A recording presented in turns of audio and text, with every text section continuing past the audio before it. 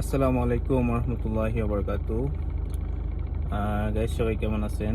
আমি আলহামদুলিল্লাহ ভালো আছি। তো আমরা যেখানেই থাকি, আমরা প্রতিদিন সকালে অফিসের কাজে, ডিউটির কাজে, বিভিন্ন কাজে বেরোই। তো বেরোয়ার সময় আমরা ছোট্ট একটা আমল করতে পারি। সেটা হচ্ছে ঘর থেকে বের হওয়ার যে দোয়াটা, এই দোয়াটা আমরা অনেকেই জানি না, আবার জানলেও অনেকে আমল করি না। দোয়াটা হচ্ছে বিসমিল্লাহি তাওয়াক্কালতু আলাল্লাহ ওয়ালা হাওলা ওয়ালা কুওয়াতা ইল্লা বিল্লাহ।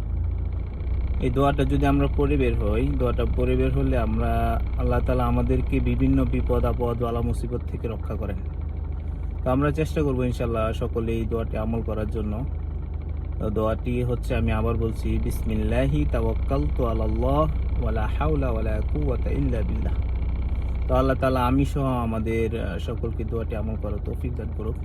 আপনারাও আমল করবেন, দেখবেন ইনশাআল্লাহ আল্লাহ তাআলা বিভিন্ন বিপদ আপদ বালা মুসিবত থেকে আল্লাহ রক্ষা করবেন। আসসালামু আলাইকুম রহমতুল্লাহ।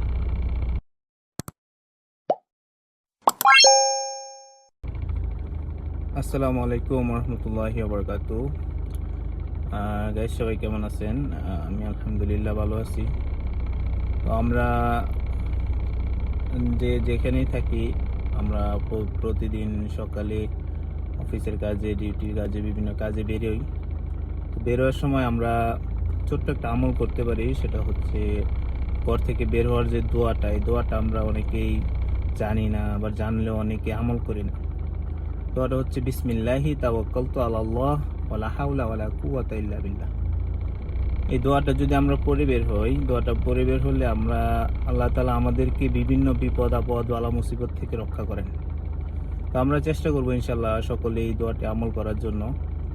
তো দোয়াটি হচ্ছে, আমি আবার বলছি, বিসমিল্লাহি তাওয়াক্কালতু আলাল্লাহ ওয়ালা হাওলা ওয়ালা কুওয়াতা ইল্লা বিল্লাহ।